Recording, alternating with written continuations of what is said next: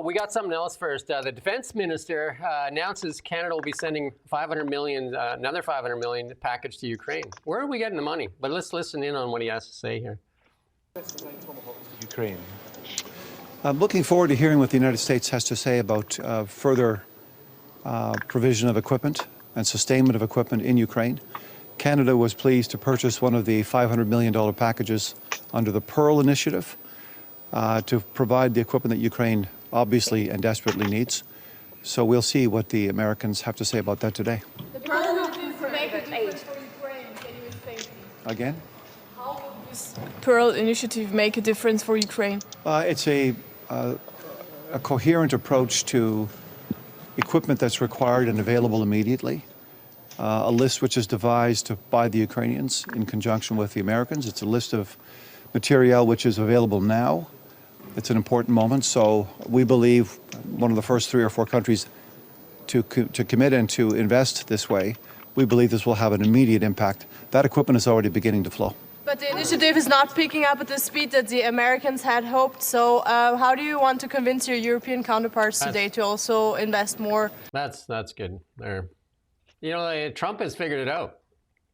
So the Pearl Initiative, he gets all the NATO companies to pay for American weapons that are then given to Ukraine. So the Americans aren't paying for it. The Canadians are paying for it. And then they're, you know what I mean? To buy their old junk, probably, that they don't even want anymore. What a deal for Lockheed Martin and everybody and the Americans. Like Trump has said it a million times. We're not paying for anything. NATO's paying for it. And then they're giving it to Ukraine. And whatever they do with it is up to them. Right? It's remarkable, isn't it? Where does Canada have another $500 million and plus the $4.5 billion that went to Ukraine in this reconstruction? I'm not sure what they're reconstructing. And now we got our former finance minister and transport minister as the envoy to Ukraine that doesn't have to disclose anything now because, you know, she's not really part of government and, you know, everything would be top secret, I guess. National security. But it's not just, we're not just helping Ukraine rebuild, it's also Gaza and trying to help the Palestinian Authority reform there in the West Bank. When do we apply for aid? Because we're going to need it pretty quick here. When do we apply?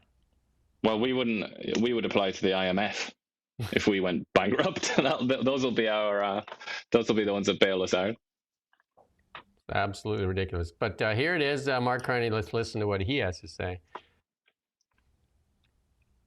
After a year in which Canadians have faced an increasingly dangerous and divided world, and the shock of a trade war that's causing big economic uncertainty.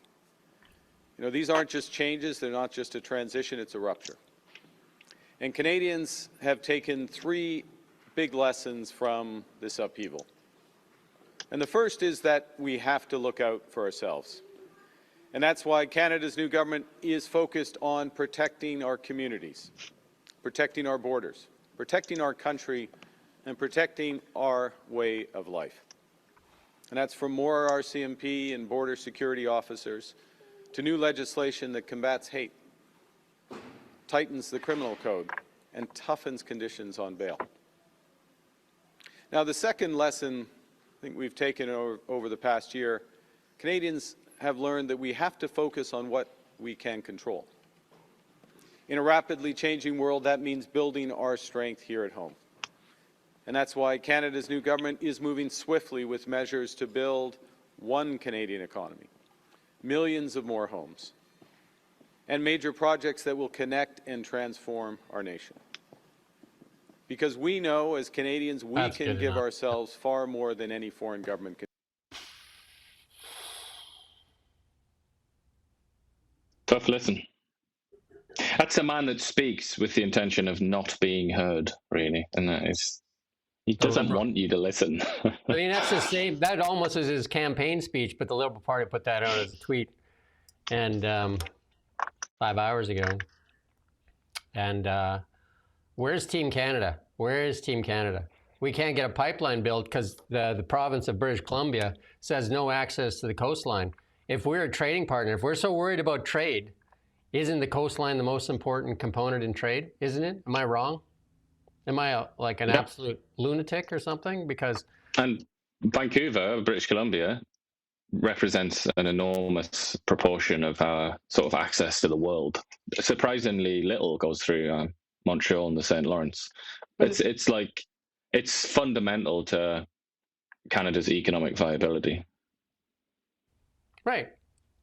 And again, if you're sitting around in a room, I don't know if they gotta hire us, because if you're sitting around in a room, just like, what is our most valuable export? I don't know, like, people raise your hand. It isn't windmills. We're going to hear about it later. Apparently it is windmills. Is it AI engineers? I think it might be. It's absolutely clownish. Anyway, we self-harm. But here we go. Here's a reporter, I think, for the Toronto Star. And who are they going after right now?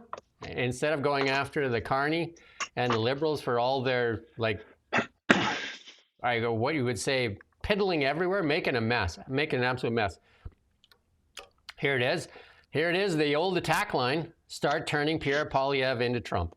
Straw man Pierre Poilievre. Why are Donald Trump's executive orders turning up as policy for Pierre Poilievre? Here we go. Why not, eh? Yeah. They call that running defense. They're trying to protect the Liberals basically by attacking, somebody that is effectively powerless, but they're going out there to attack. Government corrupted media doing their job to distract and push attention to Pierre Poilievre. He must be doing a good job, but they don't say, look at another conservative plan being adopted by the Liberals. Nope. No such luck, eh? No such luck. Friend here, I'm just loving this dialogue that we've got going on. This Socratic dialogue says, we are the leading AI engineer exporter with multiple Nobel laureates. Wow. Where does that appear on our balance of payments, on our international trade? Does that give us a surplus? How much is that worth to us? Has it built us any hospitals lately? How many jobs do we apply a tax when they leave Canada? It's like, oh, that's an exit tax for you, Mr. Engineer. $2 billion, please. That's what I mean. They have no clue, right? Just this virtue signaling. But I mean, identity fair enough. politics. You can be proud. You can be proud of that. That's, as a Canadian, great. That is a source of pride. But then the follow-up is, how is this benefiting us? Yeah, exactly. It's also why they're leaving. It highlights the problem. Why wouldn't they develop it here in Canada? Answer that and the question. reason tends to be regulatory. You answer that question, and you will therefore find the answer that we all seek. There is the problem. And then the response might well be, oh, we're a small country compared to the United States. But there are countries all around the world, like Denmark. Denmark's a tiny country, and yet it's a world leader in pharmaceuticals. Sweden, pretty small country, yet it has a lot of tech companies. Israel, for God's sake, not only is Israel tiny, Israel's at war constantly, always has to be scared of being blown up by people that hate them. How is it that Israel has all these great companies? Let me just think of one world? That's similar to us, has similar assets. Oh, that's right. It's Norway. What are they doing right? Huh.